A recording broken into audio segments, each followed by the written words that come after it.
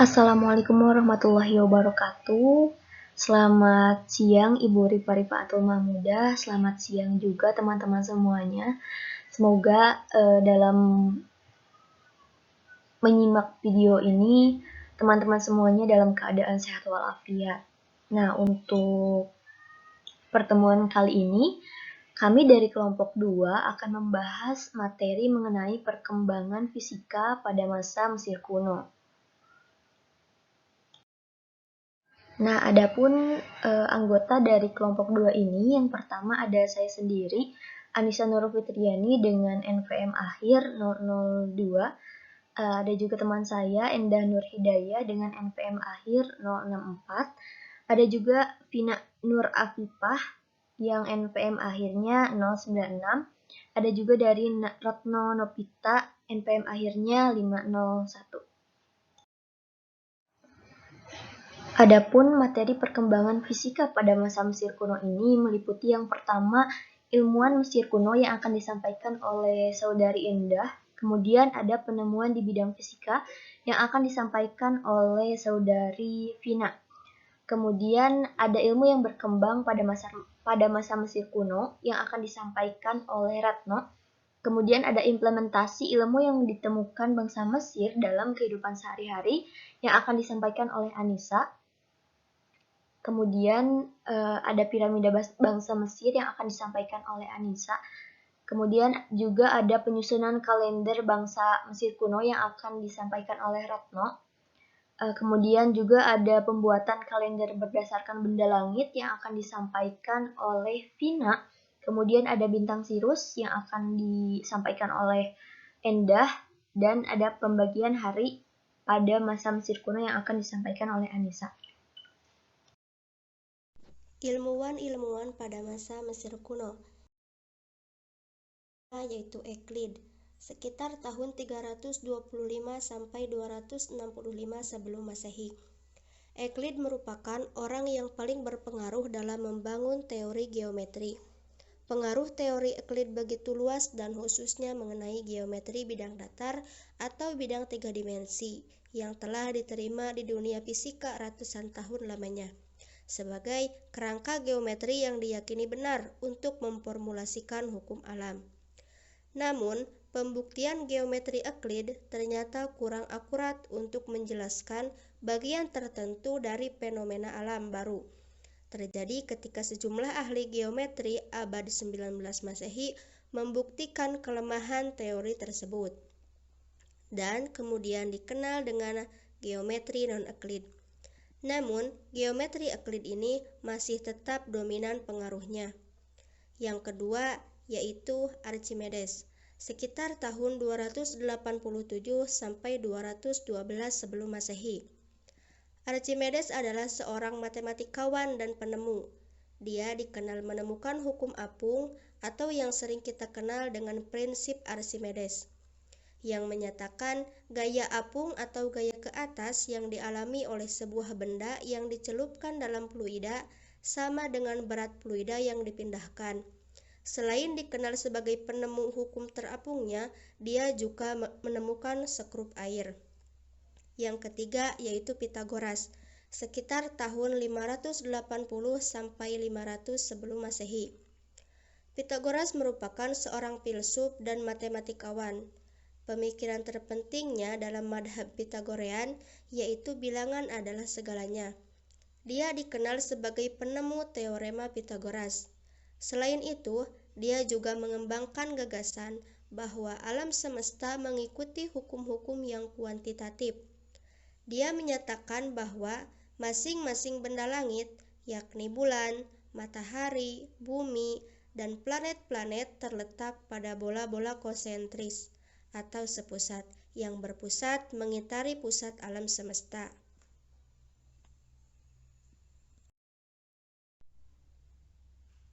Yang keempat yaitu Claudius Ptolemeus atau sering disebut dengan Ptolemy.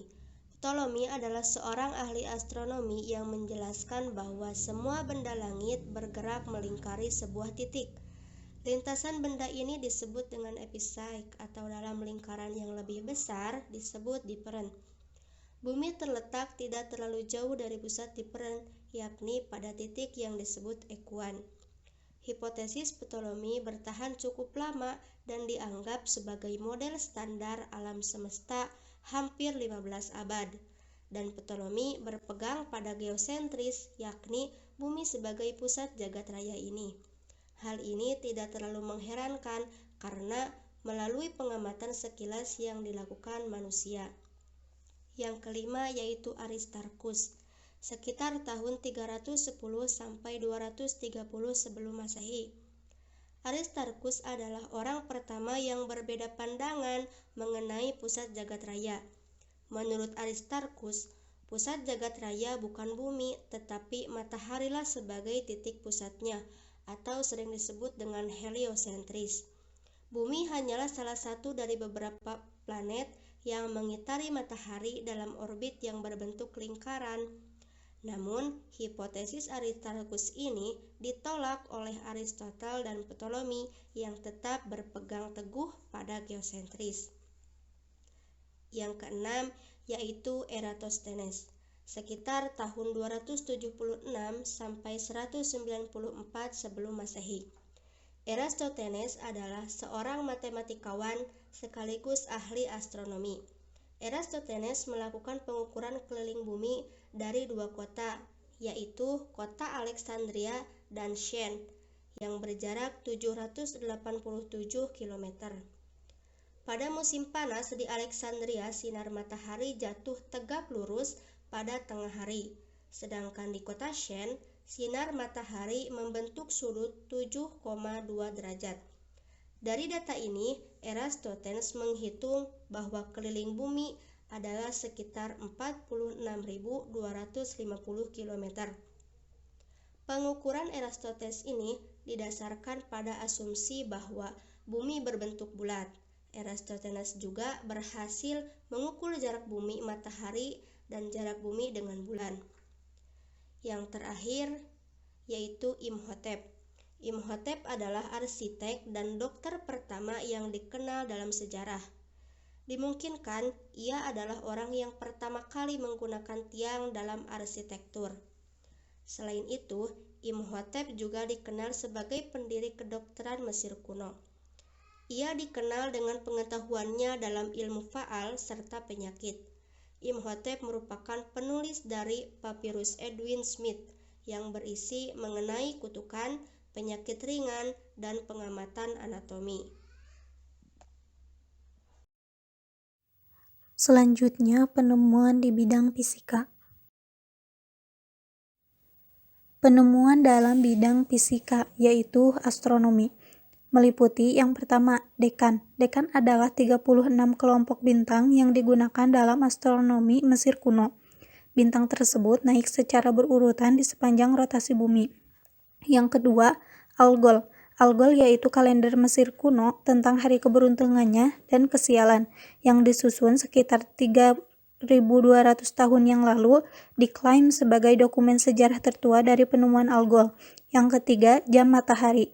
Jam matahari dikenal dari catatan arkeologi yang shadow jam dari astronomi Mesir kuno.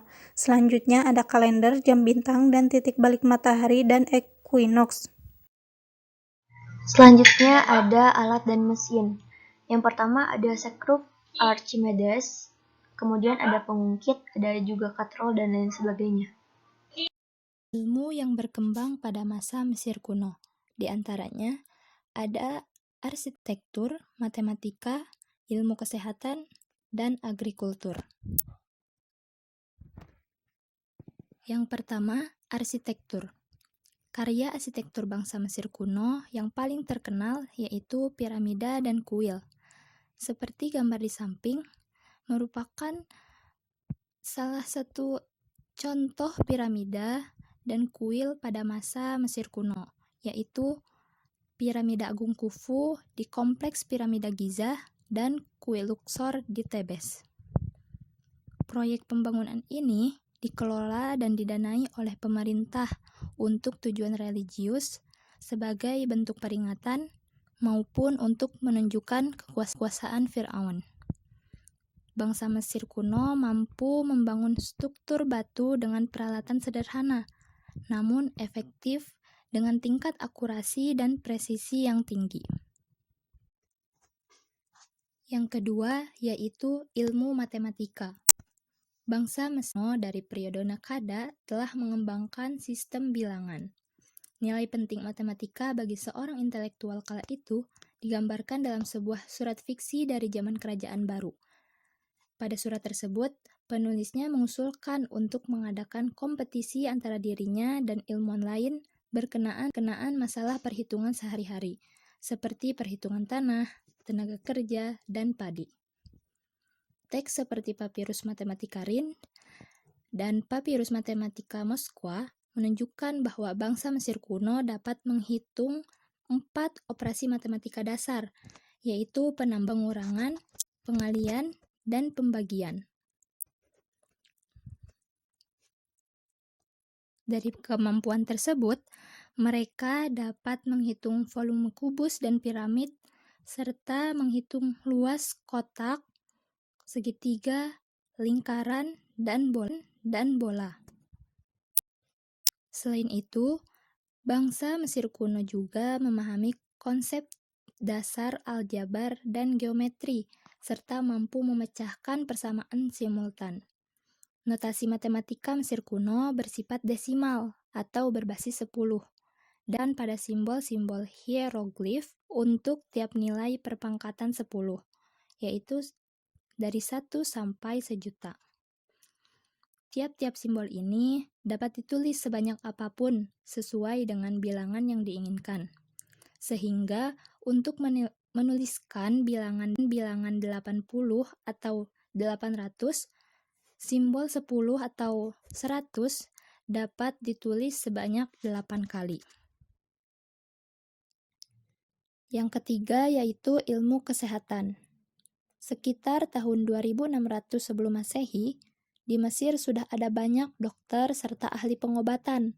Dokter pertama yang ada di Mesir yaitu bernama Imhotep.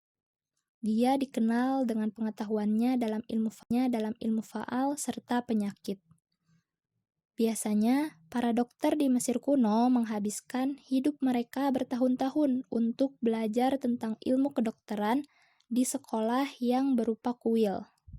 Di sana, mereka belajar bagaimana bertanya, memeriksa, serta memperlakukan orang sakit. Selain itu, mereka juga belajar mengenai resep dokter dan bagaimana menentukan dosis obat. Pada masa Mesir kuno, akses ke perawatan medis sangat dikendalikan oleh pemerintah, di mana dokter-dokter dididik melalui kurikulum tertentu dan menjadi anggota wisma kehidupan, dan biasanya berada di bawah naungan suatu kuil. Lembaga kedokteran itulah yang melatih para dokter sekaligus berfungsi sebagai tempat praktik kedokteran bagi siapapun yang memerlukan penanganan medis. Ilmu yang keempat yaitu agrikultur. Pertanian di Mesir sangat bergantung kepada siklus Sungai Nil dalam pengairan tanaman. Hal ini dikarenakan Mesir hanya mendapat sedikit hujan. Bangsa Mesir kuno pada saat itu mengenal 3 musim. Yang pertama yaitu musim aked atau musim banjir, di mana ketika banjir berlangsung, air Sungai Nil yang mengandung lanau kaya mineral akan naik ke daratan. Kemudian lanau tersebut akan menumpuk di tepi sungai, sehingga membuat tanah di tepi sungai menjadi subur. Musim yang kedua yaitu musim peret atau musim tanam, di mana setelah banjir surut, para petani akan mulai membajak dan menanam bibit di ladang. Selain itu juga, para petani akan membuat saluran irigasi berupa parit dan kanal. Yang ketiga yaitu musim semu atau musim panen, di mana para petani akan memanen hasil pertaniannya.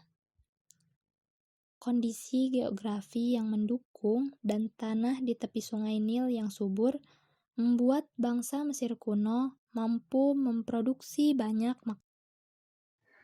Selanjutnya, mengenai implementasi ilmu yang ditemukan bangsa Mesir dalam kehidupan sehari-hari.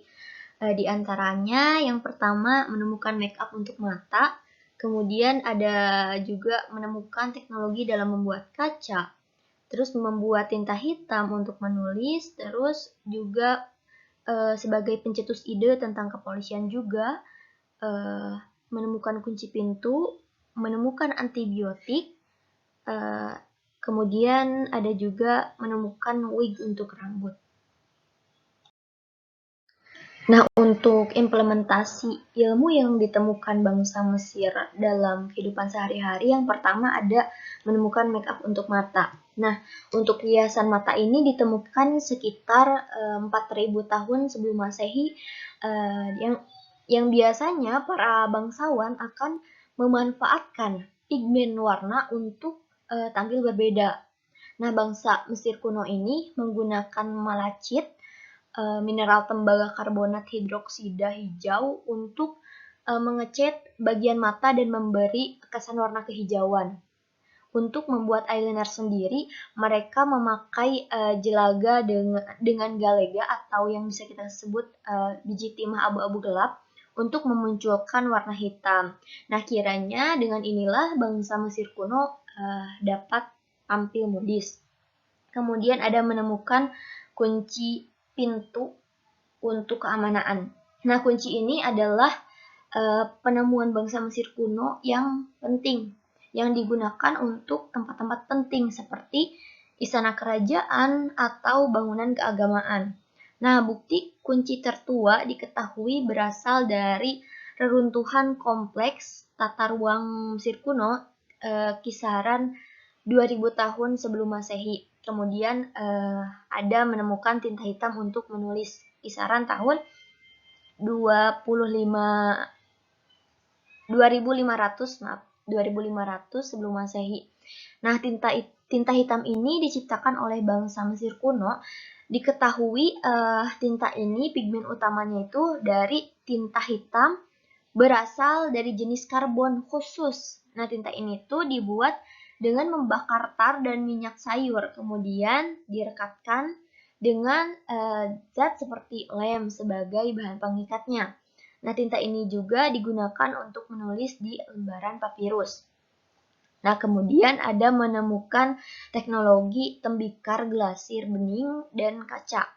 Nah, bangsa Mesir kuno ini merupakan yang pertama dalam mengembangkan dan menyempurnakan seni kerajinan kaca dan glasir keramik yang dikenal dengan nama tembikar glasir bening setelah peradaban Mesopotamia.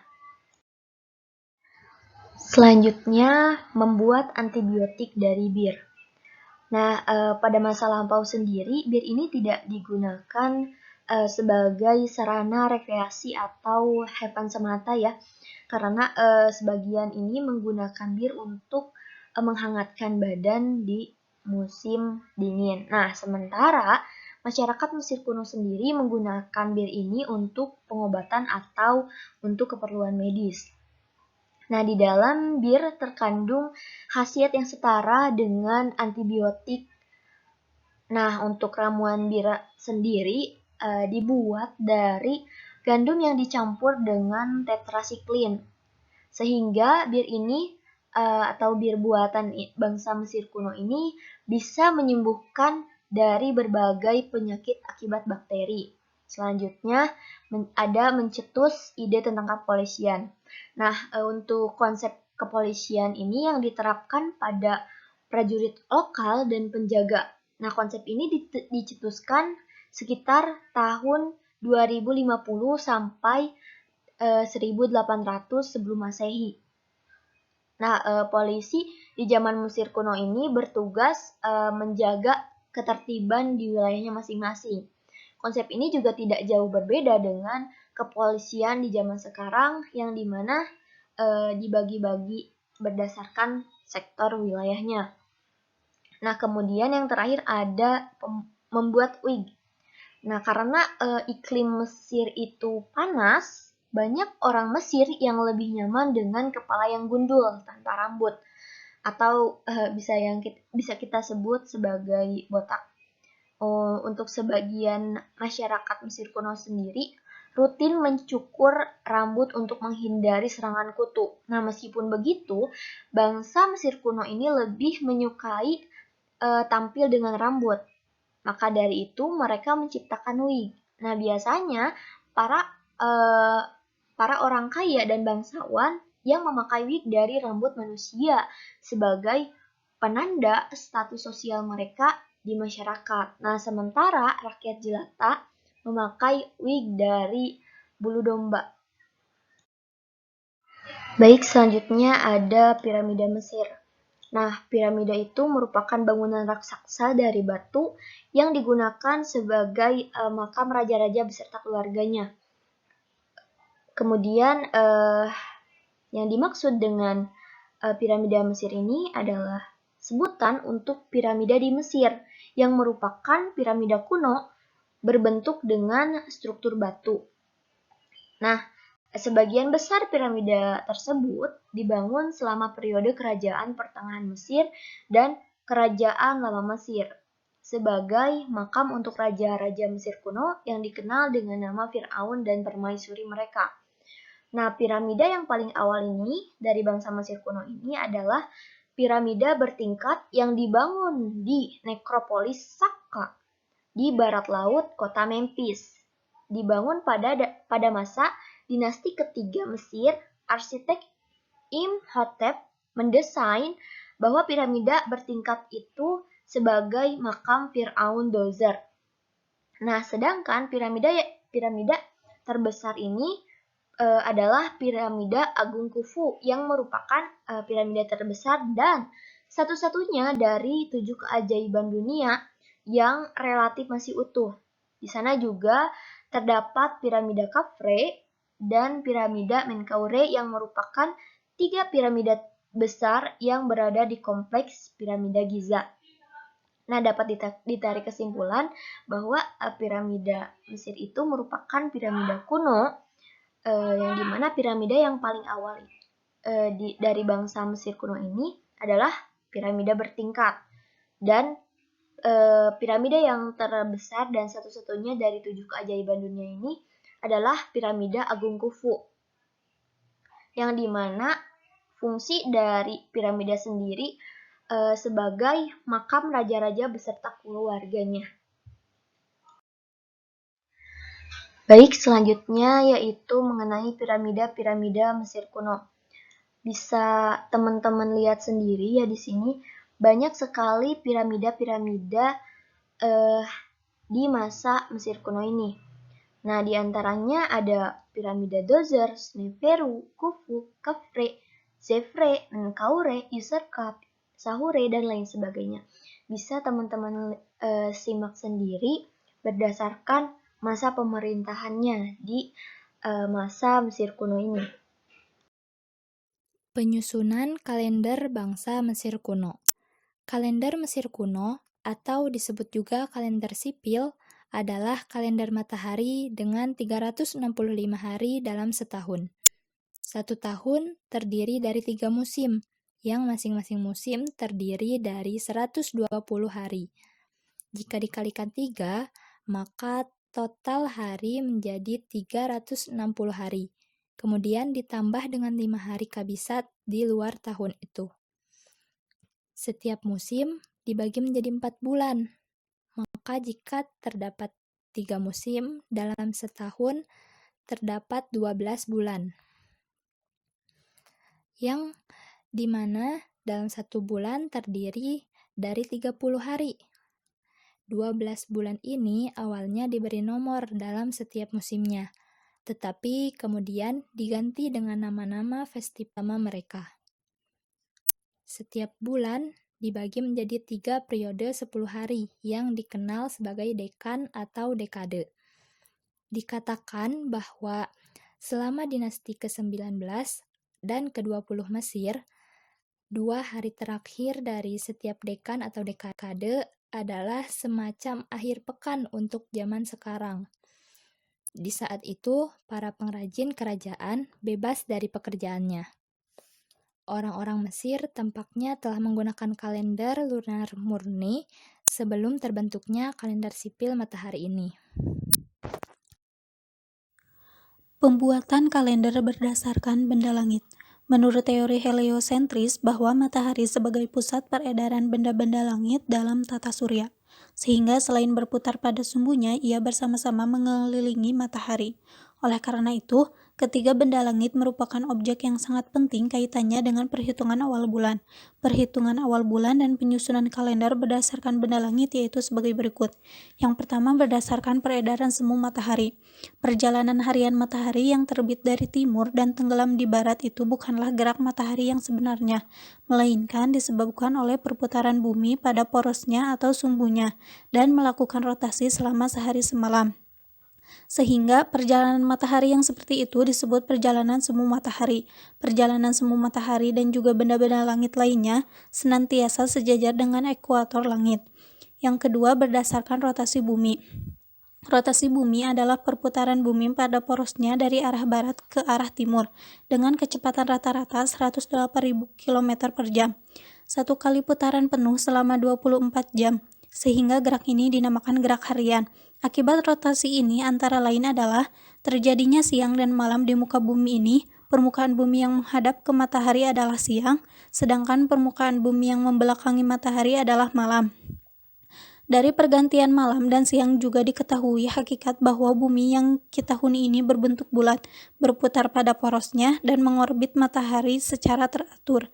Dengan demikian, manusia mengetahui tahun pergantian musim, penentu bulan, minggu, dan hari serta penggiliran malam dan siang pada belahan bumi atas belahan yang lain. Dalam kaitannya dengan perhitungan bulan Komariah atau kalender Hijriyah, maka waktu matahari terbenam pada tanggal 29 merupakan saat yang sangat penting, sebab pada saat itulah observasi hilal dilaksanakan dan sejak saat itulah awal bulan Komariah mungkin dapat dimulai. Yang ketiga, berdasarkan revolusi bumi. Revolusi bumi adalah peredaran bumi mengelilingi matahari dari arah barat ke timur dengan kecepatan sekitar 30 km per detik. Satu kali putaran penuh memerlukan waktu 365 hari, sehingga gerak bumi ini disebut dengan gerak tahunan. Jangka waktu revolusi bumi dijadikan dasar dalam perhitungan tahun Syamsiah.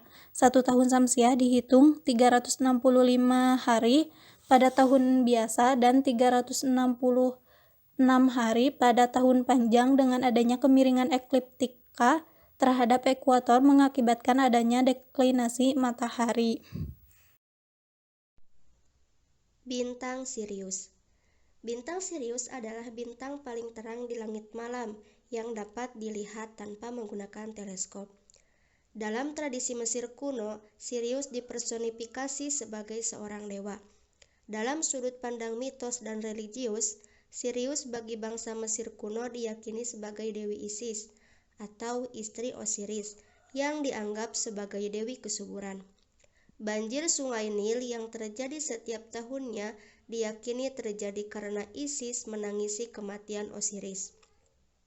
Dalam konteks sosial, Sirius digunakan masyarakat Mesir kuno menjadi petunjuk perjalanan musim dingin dan musim panas, baik di siang hari maupun di malam hari.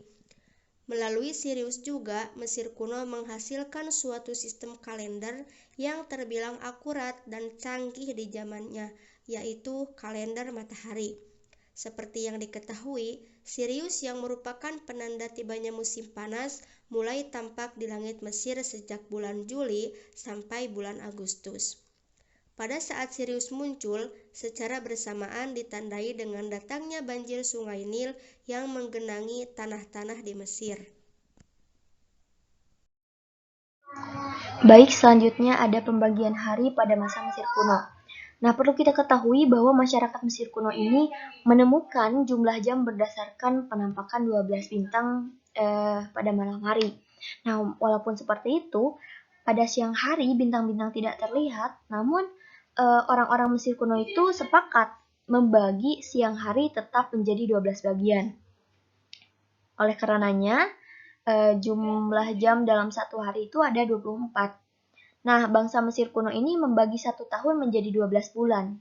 Sehingga masing-masing bulan itu bulan itu ada 30 hari.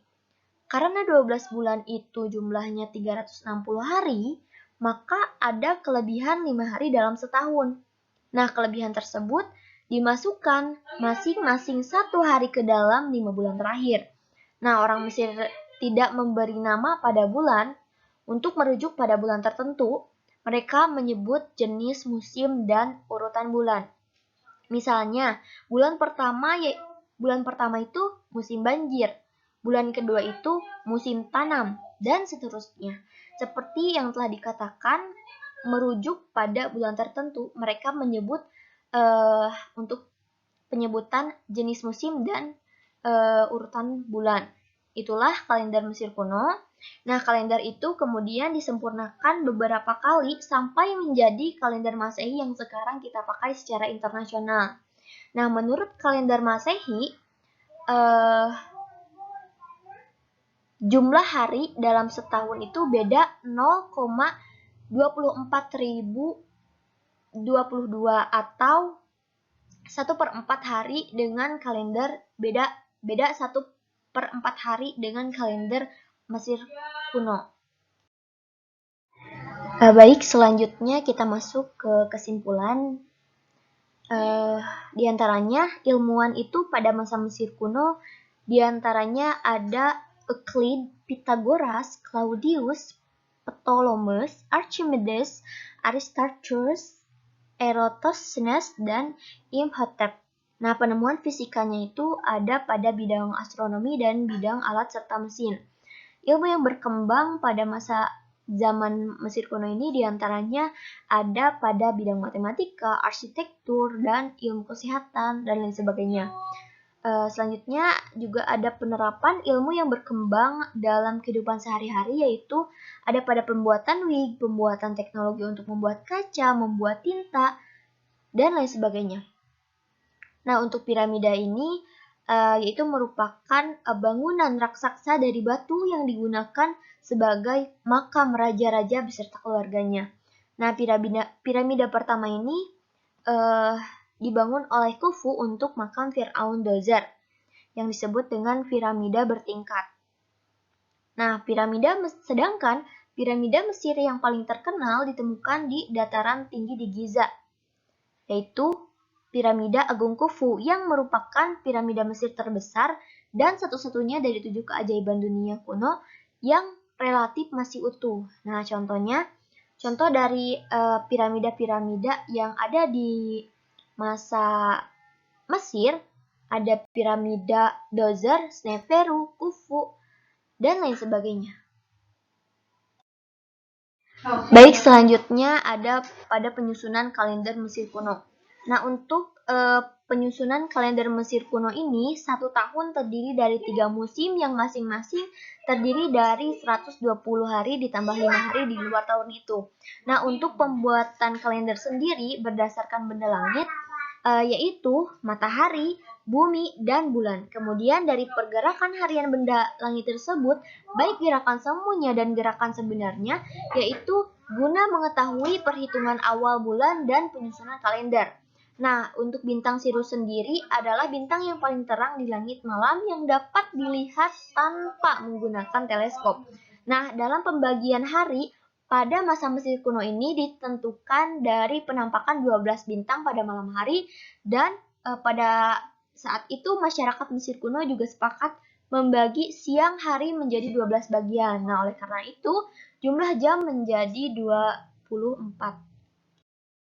Baik, mungkin itu penyampaian materi dari kelompok 2 mengenai perkembangan fisika pada masa Mesir kuno ini. Kami ucapkan terima kasih kepada teman-teman semuanya yang telah menyimak video ini dari awal sampai akhir, dan kami minta maaf juga atas segala kekurangan yang terdapat di kelompok kami. Selanjutnya kita masuk ke sesi diskusi di kolom komentar YouTube. Jika ada yang ingin ditanyakan, silahkan di komen saja di kolom komentar. Akhirul kalam, kami pamit undur diri. Wassalamualaikum warahmatullahi wabarakatuh.